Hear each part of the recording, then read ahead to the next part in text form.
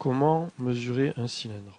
Donc on peut remarquer qu'un cylindre est composé d'une base surface plane circulaire de part et d'autre et d'une surface dite cylindrique.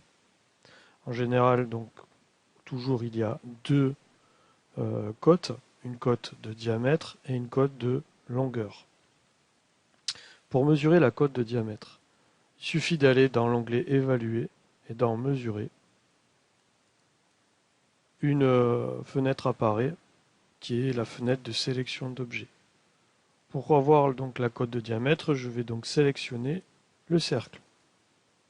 J'ai donc la valeur qui apparaît du diamètre de 10 mm et j'ai ceci qui est répertorié donc sur la fenêtre de sélection. J'ai bien sélectionné l'arête et j'ai la valeur de diamètre de 10 mm.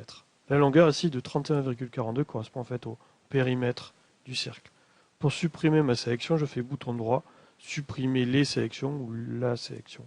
Là, j'en ai qu'une seule. Maintenant, pour mesurer en fait la longueur de mon cylindre, je vais remarquer qu'en fait, lorsque je fais tourner mon cylindre, ici, il y a un repère qui se déplace. Donc l'axe de mon cylindre est sur l'axe Z. Donc pour avoir la longueur, je sais que la longueur sera sur l'axe Z. Au final, en fait, cette longueur sera entre la base ici et cette base qui se trouve ici. En cliquant sur ces deux faces qui reviennent ici, je vois bien que selon la distance Z, j'ai 15 mm, c'est la longueur de mon cylindre. Je le remarque ici aussi, distance normale de 15 mm. Remarquez bien que j'ai pu sélectionner ceci en appuyant sur le bout de la règle jaune qui est à côté de mon mesureur. Je sélectionne à chaque fois les surfaces.